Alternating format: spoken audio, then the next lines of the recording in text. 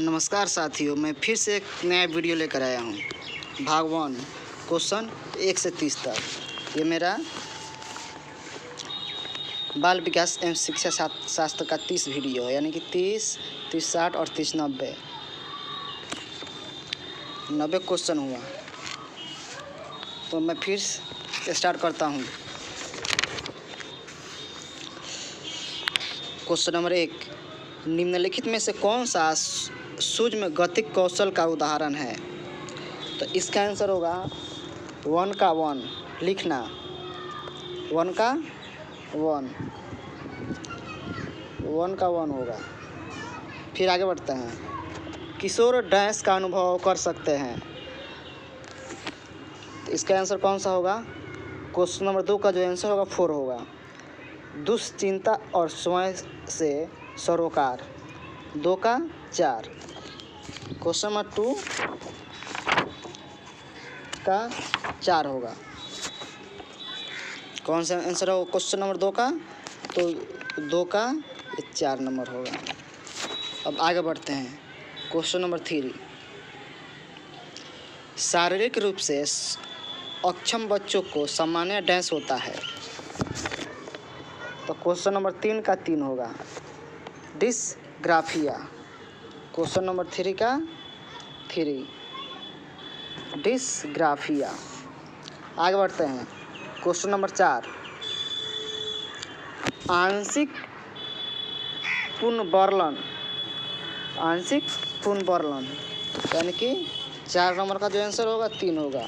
सतत पुनर्वर्लन की अपेक्षा अधिक प्रभावी होता है, यानी क्वेश्चन नंबर 4 का जो होगा 3 होगा। अब आगे बढ़ते हैं। क्वेश्चन नंबर 5 में आते हैं। प्रतिभाशाली विद्यार्थी, इसका जो आंसर होगा अपने निर्णयों में आत्मनिर्भर होते हैं।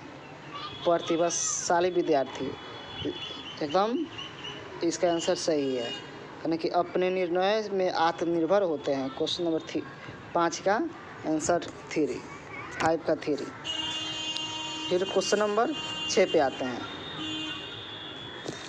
क्वेश्चन नंबर 6,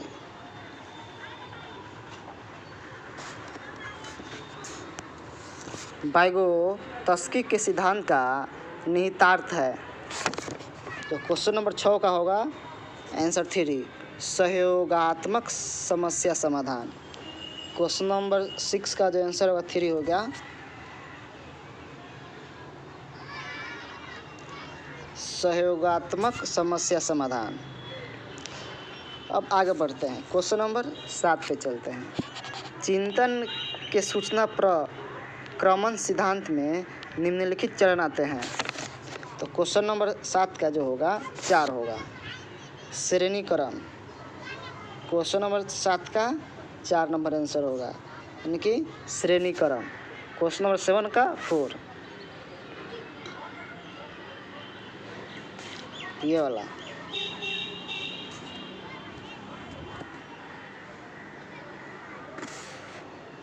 अब आगे बढ़ते हैं। क्वेश्चन नंबर 8 पे, एक बच्चा जो डैश से ग्रस्त है वह 100 और वाच, न्यूक्लियर और अनक्लियर के में अंतर नहीं कर सकता, तो इसका 8 का जो आंसर होगा वो होगा 4, डिसलेक्सिया। अब आगे बढ़ते हैं। क्वेश्चन नंबर 9, सीखने संबंधी योजनाएं निर्योगनात्मक।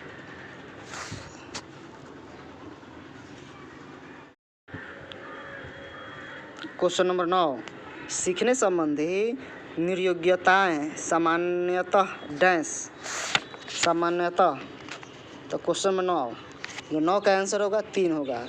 सामान्यतः उन बच्चों में पाई जाती है, विशेषतः जिनके पैतृक अभिभावक इस प्रकार की समस्याओं से ग्रसित होते हैं।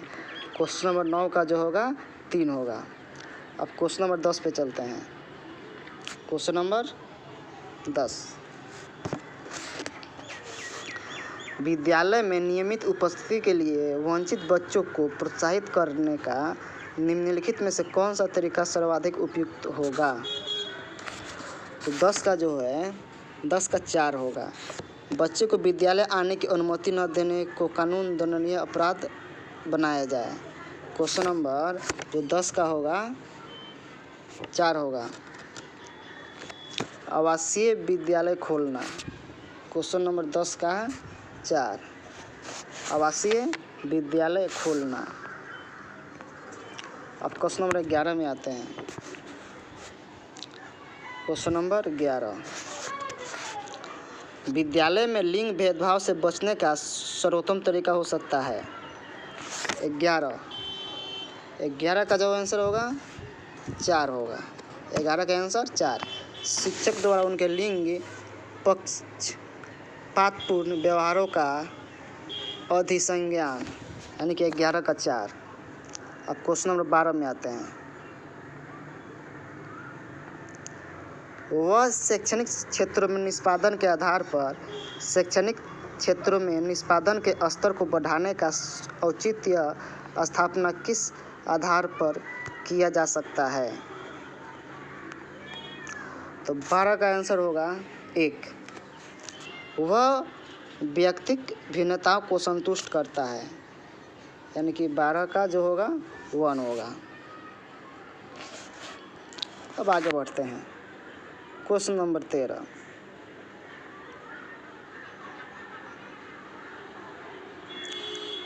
क्वेश्चन नंबर 13 में आते हैं। क्वेश्चन नंबर 13 विद्यार्थियों के पोर्टफोलियो के लिए सामग्री का चयन करते समय डैश का डैश जोड़ होना चाहिए, यानी कि 13 का 1 विद्यार्थियों समावेशन। 13 का जो होगा 1 होगा। अब क्वेश्चन नंबर 14 में आते हैं। वे शिक्षार्थी जो समृद्ध ज्ञान और शैक्षणिक दक्षता की हार्दिक इच्छा प्रदर्शित करते हैं उनके पास होता है निष्पादन उपागम अभिविन्यास। 14 का जो होगा 4 होगा। 14 का 4।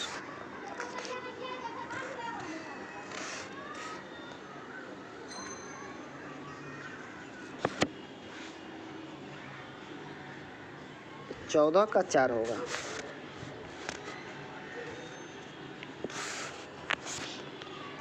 अब आते हैं नेक्स्ट क्वेश्चन, आगे बढ़ते हैं।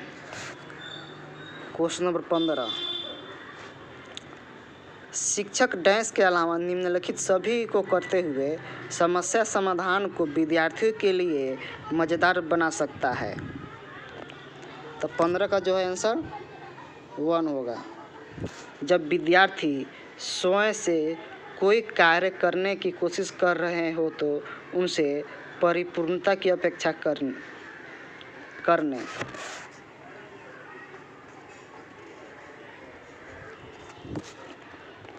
फिर आगे बढ़ते हैं। क्वेश्चन नंबर 16 पे चलते हैं। क्वेश्चन नंबर 16 निम्नलिखित में से अंतःविषयी अनुदेशन का सर्वोत्कृष्ट लाभ यह है कि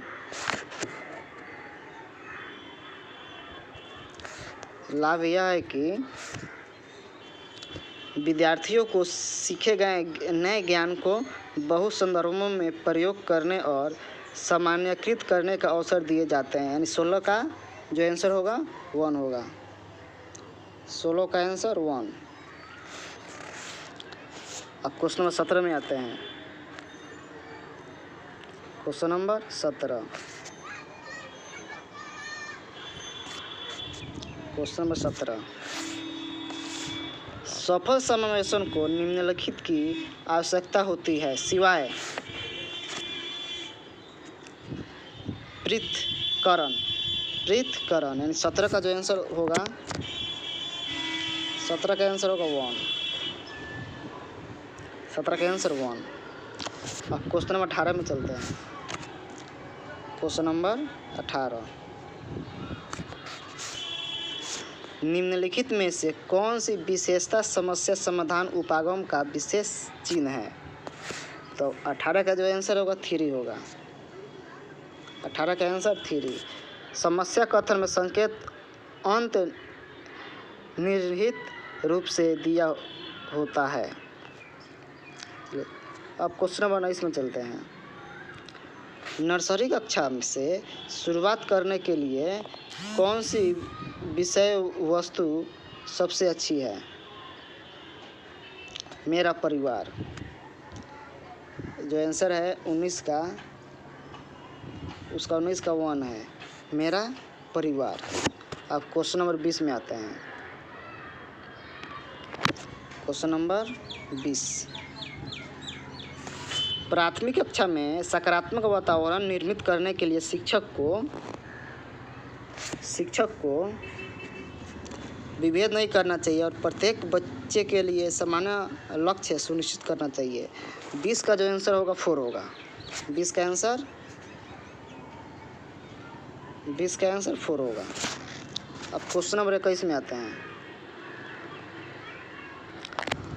बच्चों द्वारा की जाने वाली त्रुटियों के संबंध में निम्नलिखित में से कौन सा कथन सत्य है?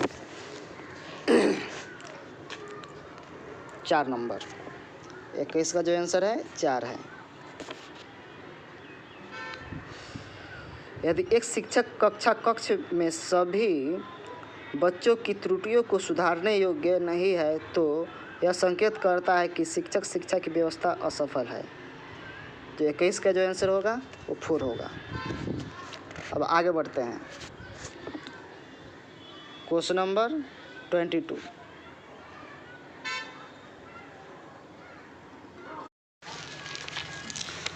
मोनिका जो गणित की शिक्षिका है, राधिका से एक प्रश्न पूछती है।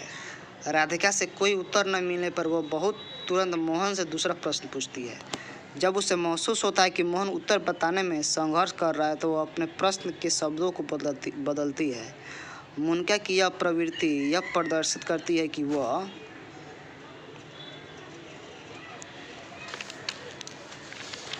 तो 22 का जो आंसर होगा वो होगा 2, यानी कि वह मोहन का पक्ष लेकर लिंग भूमिकाओं में रूढ़िवादिता को बढ़ावा दे रही है, यानी कि 22 का जो आंसर होगा 2 होगा। अब चलते हैं क्वेश्चन नंबर 23 पे। एक सशक्त विद्यालय अपने शिक्षकों को निम्नलिखित योग्यताओं में से किसे सर्वाधिक बढ़ावा देगा? प्रतिस्पर्धात्मक अभिवृत्ति, यानी 23 का जो होगा आंसर 1 होगा। 23 का आंसर जो है 1 होगा। फिर आगे बढ़ते हैं। Question number 24। भाषा में अर्थ की सबसे छोटी इकाई है, छोटी इकाई डैश है। तो 24 का जो आंसर है 1 होगा। 24 का जो आंसर है 1 है। 24 का आंसर 1 स्वनिम। अब क्वेश्चन नंबर 25 पे चलते हैं। बुद्धि लब्धांक सामान्यतः डैश रूप से शैक्षणिक निष्पादन से संबंधित होते हैं। 25 का जो आंसर होगा वो होगा 4 उच्च। 25 का आंसर जो होगा 4 होगा उच्च। अब क्वेश्चन नंबर 26 में आते हैं। Question number 26। बहुबुद्धि सिद्धांत निम्नलिखित निहितार्थ देता है सिवाय इस 26 का जो आंसर है वो 2 होगा। सिवाय बुद्धि प्रक्रमण क्रियाओं का एक विशिष्ट समुच्चय है जिसका प्रयोग एक व्यक्ति द्वारा समस्या समाधान के लिए किया जाता है। तो 26 का आंसर है वो है 2 नंबर। अब क्वेश्चन नंबर 27 पे चलते हैं। सीखने के लिए आकलन निम्नलिखित का ध्यान है सिवाय विद्यार्थियों की आवश्यकताएं, यानी 27 का जो आंसर है 1 है। अब क्वेश्चन नंबर 28 पे चलते हैं। एक जुड़वा भाई यो में से एक को सामाजिक आर्थिक रूप से धनाढ़ परिवार द्वारा गोद लिया जाता है और दूसरे को एक निर्धन परिवार द्वारा 1 वर्ष के बाद उन्हें बुद्धि लब्धांक के बारे में निम्नलिखित में से क्या अवलोकित होने की सर्वाधिक संभावना है। तो 28 का आंसर है ये होगा 2। 28 का आंसर 2 होगा। सामाजिक आर्थिक स्तर पर लब्धांक को प्रभावित नहीं करता। तो क्वेश्चन नंबर 28 क्या होगा, वो आंसर होगा 2। अब क्वेश्चन नंबर 29 में आते हैं। निम्नलिखित में से कौन सा सीखने के लिए अधिकतम रूप से अभिप्रेरित करता है। तो 29 का जो आंसर है 2 नंबर होगा। 29 का भी आंसर जो है 2 होगा। लक्ष्यों को प्राप्त करने में व्यक्तिगत संतुष्टि, यानी कि 29 का आंसर होगा 2। अब क्वेश्चन नंबर 30 पे चलते हैं। 16 वर्षीय बच्चा बुद्धि लब्धि परीक्षण में 75 अंक प्राप्त करता है, उसकी मानसिक आयु 1.5 वर्ष होगी। 30 का जो आंसर होगा 2 ही होगा। 12। दोस्तों ये मेरा वीडियो आपको कैसा लगा कमेंट में ज़रूर बताएं। और भी अगर कोई और भाग पढ़ना चाहता है, भाग 2, भाग 3, भाग 4 या 5, वो कमेंट करें, मैं आपके समस्या का समाधान करूंगा। और मैं वीडियो को बंद करने से पहले आप मेरे नए हैं तो मेरे चैनल को सब्सक्राइब ज़रूर करें, ताकि मैं ढेर सारे वीडियो आपके लिए डाल सकूं। धन्यवाद। जय हिंद, जय भारत।